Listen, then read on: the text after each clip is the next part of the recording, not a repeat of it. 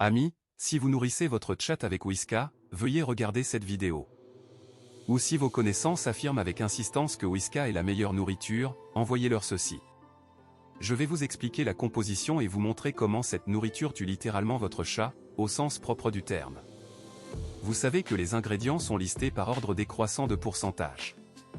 Le premier ingrédient est celui présent en plus grande quantité. Je vais vous montrer les astuces sournoises de Whisca. Le premier ingrédient est la farine de blé. Or, le blé est considéré comme le pire type de céréales. Tout vétérinaire nutritionniste vous le dira, pas de blé. Pourquoi? Parce qu'il est le moins cher et surtout parce qu'il n'est quasiment pas assimilable par l'organisme félin. De plus, les glucides du blé provoquent pratiquement systématiquement de l'obésité, des inflammations chroniques et très souvent du diabète. Autrement dit, vous nourrissez votre chat avec des pâtisseries.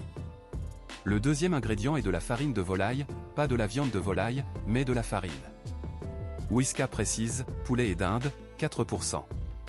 Encore une fois, ce ne sont pas 4% de farine de volaille, mais 4% de poulet et de dinde dans l'ensemble de la composition. On peut se demander ce que représentent les 96% restants, du bœuf marbré, peut-être? La farine de volaille inclut des plumes, des cartilages, etc. Seulement 4% de poulet et de dinde. Comment se fait-il que cette farine de volaille soit en deuxième position?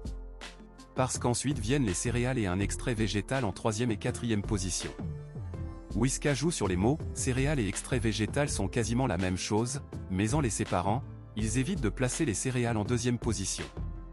C'est une astuce marketing. Ils séparent les céréales et l'extrait végétal pour que la farine de volaille puisse figurer en deuxième position. Le résultat? Whisca est une sorte de gros pain bourré de céréales dont on ignore la composition précise, le blé étant privilégié car c'est le moins cher. Il y a très peu de viande et seulement 4% de poulet et de dinde. Enfin, en tout petit, on trouve les vitamines et les minéraux. C'est donc un pain bourré d'arômes et d'exhausteurs de goût pour masquer la pauvreté de la composition et tromper le chat.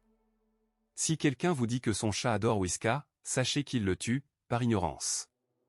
Le fabricant de cette nourriture tue les chats sciemment. Le pire, c'est qu'il distribue ce produit dans le monde entier, profitant de l'ignorance des consommateurs. Même les vétérinaires ne peuvent plus recommander cette nourriture, c'est une telle aberration. Soyez vigilants, lisez les compositions et renseignez-vous. L'argument « mon chat a vécu 10 ans avec Whisca » est fallacieux, un chat nourri uniquement avec Whisca ne vivrait pas 10 ans. La longévité dépend de nombreux facteurs, notamment une alimentation diversifiée.